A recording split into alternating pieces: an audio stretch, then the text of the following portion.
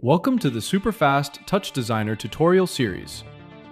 In this tutorial, we are basically going to make a particle noise vortex.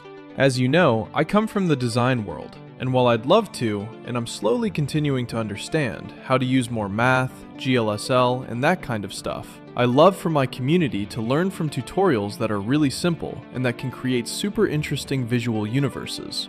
Because, in the end, I don't know if I'm wrong about this, but I believe the most important thing is being able to make art, express ourselves, and create. The how we create it and the process can vary from person to person. In my case, I found a very simple way to get this result, and I am super excited about how it looks and the possibilities of the Pops family within TouchDesigner. And by the way, you can grab the project file immediately on my Patreon if you just want to experiment with the final result right now. So let's get to it. Chapter 1.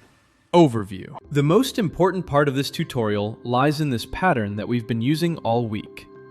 Basically, in this pattern, I managed to make a spiral with a couple of logics using sine and cosine. Then, I used a math mix to give it this conical spiral shape.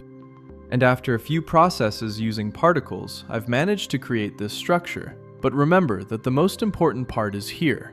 If you have this shape, the rest is just how you are going to manipulate the particles and what you are going to put in the internal process between the feedback that will go in here. Which, basically, you guys already know I'm highly addicted to using twist and noise to generate motion.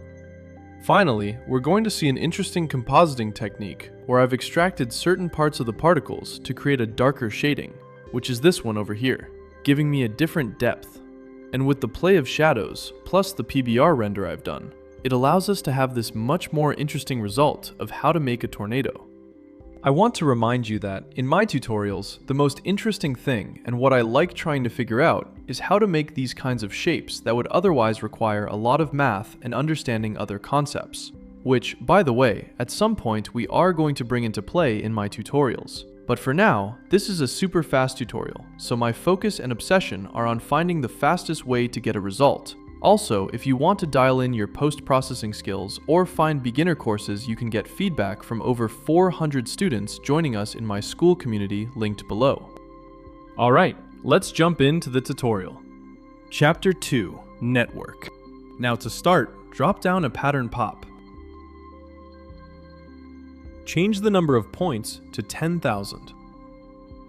Under the pattern settings, set the type parameters to sine, cosine, and ramp. For the number of cycles, we need 10 for x and y. Next, for the map, to high parameter, adjust the values to 1.25 for x and y.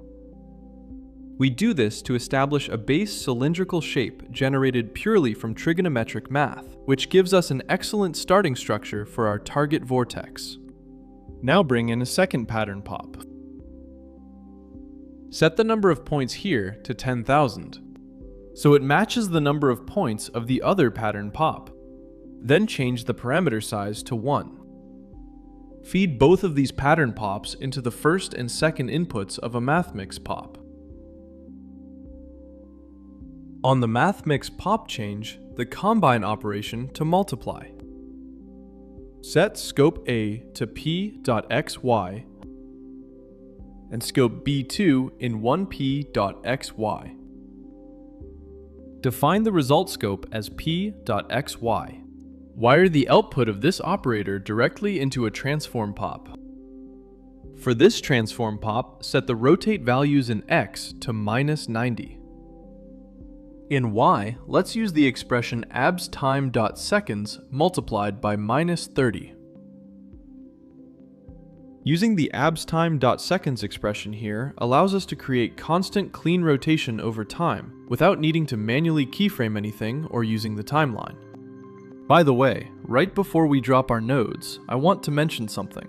If you find this network interesting, but maybe do not want to build it all from scratch, you can just grab the finished project file on my Patreon. There are over 7,000 subscribers there who get access to all my project files, custom TouchDesigner plugins, and some free VJ packs.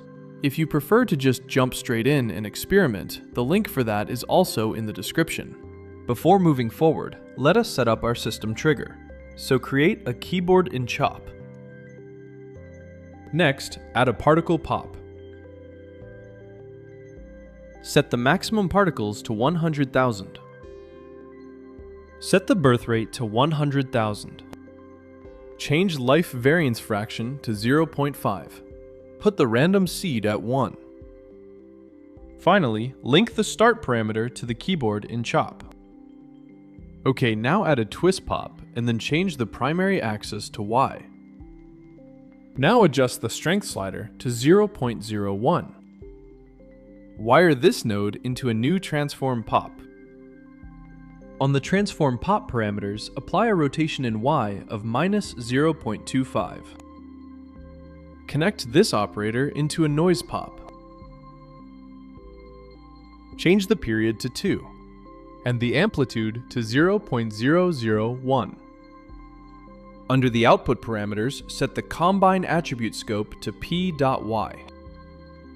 Send the calculation from this noise pop into a null pop and name it end. Now insert this null into the feedback loop of the particles. Just a quick side note, a lot of people actually do not realize that learning can be much faster with peers. So if you want to dive a bit deeper into TouchDesigner, you are always welcome to join my school community.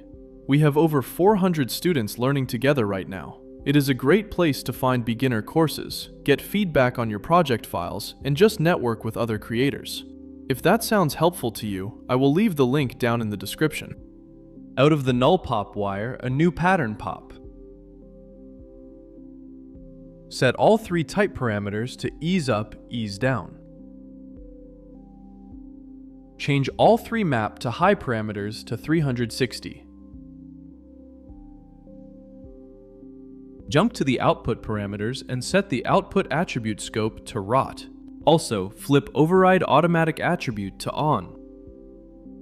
Now we need to define shape for the particles, so grab a box pop. Adjust the uniform scale parameter down to 0.0075.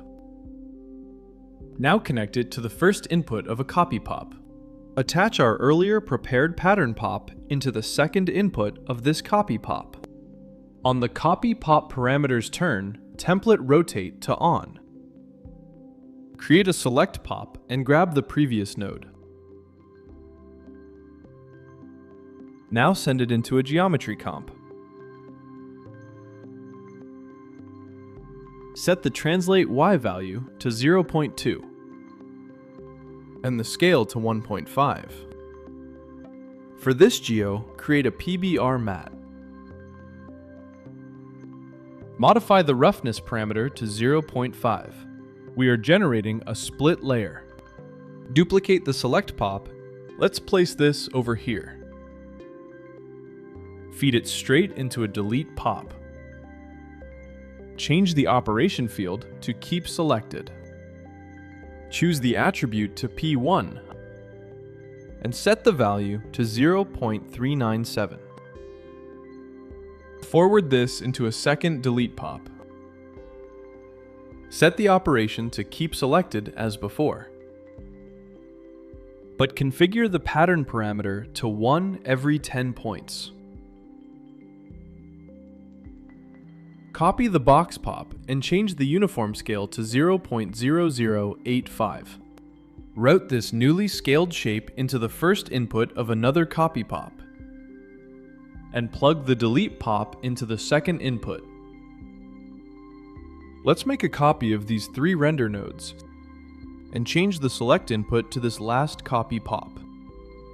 The render section is the same as always, you already know it. Remember to play with the light's position to get different results. Now let's insert a level top. Fine-tune brightness to 2 and rise gamma to 1.3. Connect a LumaBlur top. And also add a ramp top. And set the colors black to white. I'll add a couple of points to make it sharp. Like this should be it. Now set it as circular type. and then apply a period value of 3.7. Go directly to Common Settings to change the resolution to 720 by 1280. Hook this ramp top to the second input of your main Luma Blur top node. Now define the white filter width to 50. Feed this into one more level top and pinch the black level to 0.025. Perfect! That's all for now. I hope you've successfully completed this tutorial. If you enjoyed this video, don't forget to subscribe to the channel and smash the like button. If you have any questions, feel free to ask in the comments.